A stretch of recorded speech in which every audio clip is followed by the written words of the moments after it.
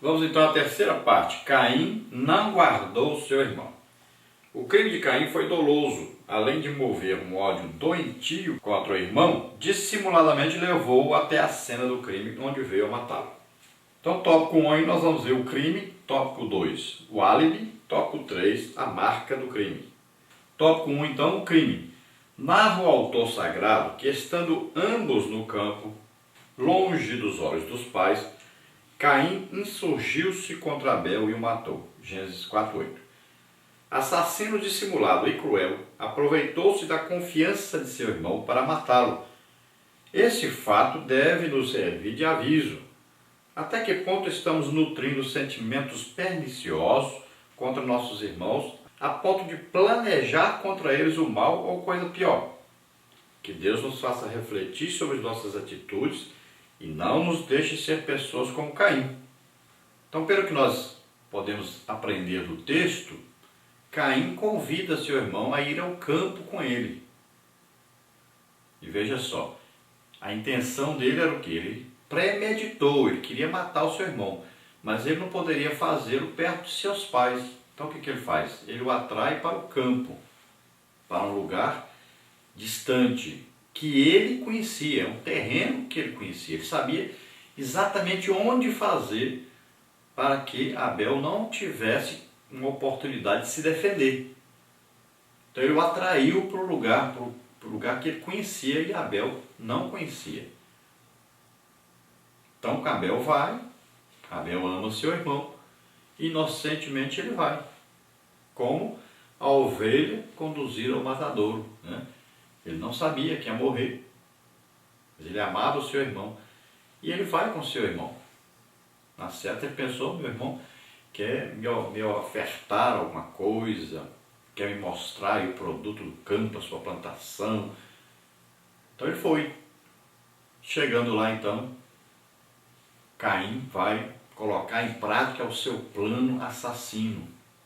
E ele então mata o seu irmão. E na certa, ele mata o seu irmão e esconde o corpo do seu irmão. Veja bem que ele não estava só escondendo de Adão e Eva, ele achou que poderia esconder até de Deus. Então, por incrível que pareça, existe isso até dentro da igreja. Pessoas que intentam, maquinam o mal contra seu próprio irmão. Fazem fofoca, né? Aí vem com alguma coisa, inventando alguma coisa a respeito do outro. Então o ódio, a inveja, faz isso. Faz com que a pessoa dê lugar a Satanás, e Satanás, ele quer matar, roubar e destruir, vai fazer de tudo para conseguir o seu intento. Então a pessoa começa a perseguir o outro. Como diante, na frente da pessoa, ele não pode fazer isso, ele faz por detrás. Isso é muito perigoso.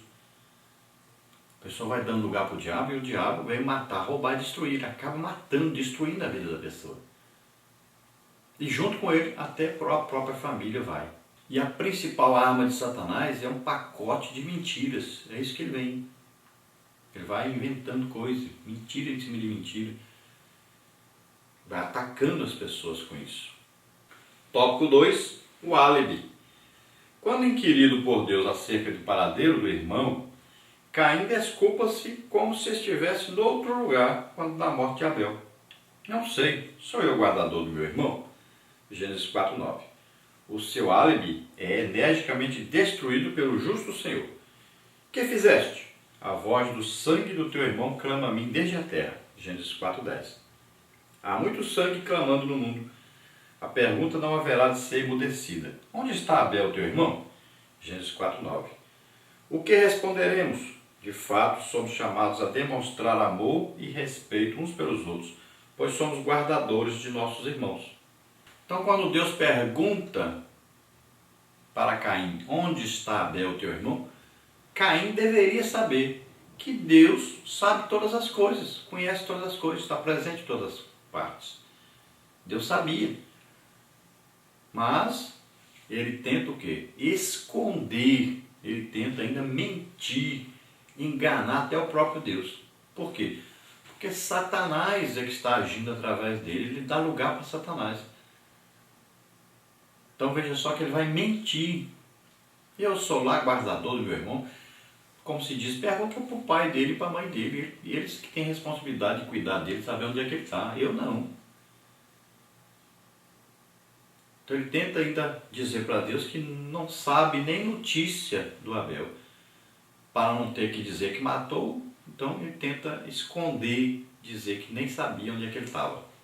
Então aquele que vive dando lugar para Satanás, para o ódio, para a inveja no seu coração, muitas vezes ele se rebela até contra o próprio Deus. Ele peca e acha que está escondido de Deus, que Deus não está vendo o que ele está fazendo. E Deus então imediatamente diz para ele, olha, o sangue do seu irmão clama a mim. Deus sabe todas as coisas, conhece todas as coisas, está presente em toda parte. Ele sabia, ele viu tudo o que aconteceu. Então ele agora vai trazer o juízo sobre Caim pelo que ele fez.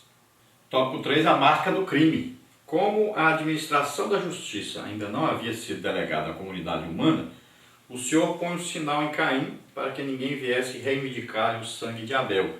Gênesis 4,15. Caim, de fato, não foi penalizado com a morte, mas ficou marcado para o resto de seus dias, dando início a uma geração de assassinos, devassos e inimigos de Deus.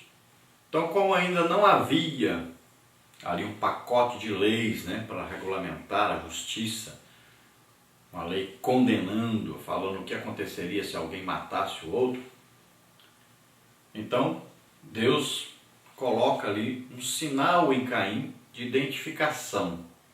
É como se Deus dissesse assim, este é um assassino, este é mau, é do maligno, está identificado. Ninguém toque nele, o juízo dele é comigo. Senão, o que aconteceria? Primeiro que encontrasse Caim, vou vingar a morte do Abel. Já que ele matou Abel, vou matá-lo também. Existiam outros filhos de Adão e Eva. Não era só Caim e Abel.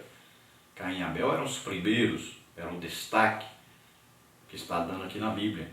Mas existiam outros. Então poderia, todo aquele que achasse agora o Caim, dizia, vou vingar o Abel.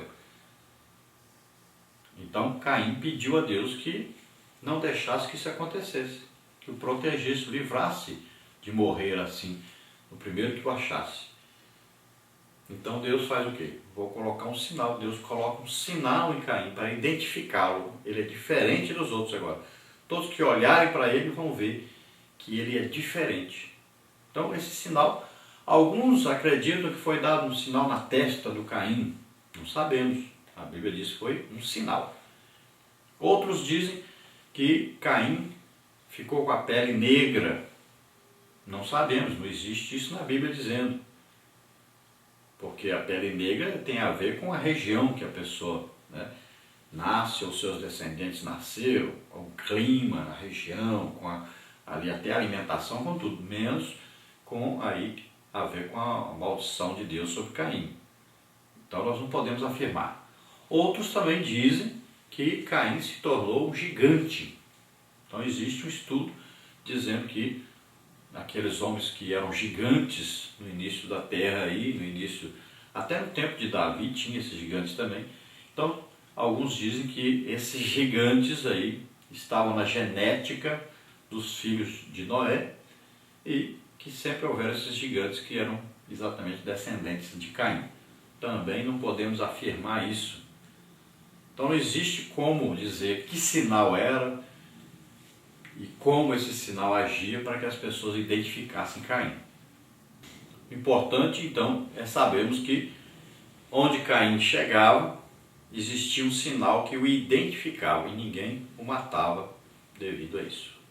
Então só por ser identificado já como um assassino, como alguém marcado por Deus, já era uma coisa muito triste, E nós podemos ver isso hoje aí, algumas pessoas que todos já sabem quem ele é. Parece que ele tem uma marca, As pessoas já sabem que ele é do maligno, é uma pessoa má, pessoa ruim, pessoa que vive intentando contra a vida dos outros. Agora a conclusão diz, o exemplo de Caim deve nos fazer lembrar de que precisamos ter uma vida íntegra diante de Deus e demonstrar amor e respeito para com o nosso próximo. Abel foi o primeiro crente a ser arrolado entre os heróis da fé. Quanto a Caim, foi o primeiro ser humano a ter o nome riscado do livro da vida. O que lhe faltava? Uma vida que agradasse a Deus e o exercício do amor fraternal. Quando não se ama como Jesus amou, o homicídio torna-se corriqueiro na vida do homem. Por isso há tantos homicídios em nosso meio, homicídios espirituais, morais e emocionais. Lembremos-nos das palavras de Jó, porque esta é a mensagem que ouvistes desde o princípio, que nos amemos uns aos outros. Não como Caim, que era do maligno e matou a seu irmão. E por que causa o matou? Porque as suas obras eram más e as de seu irmão justas.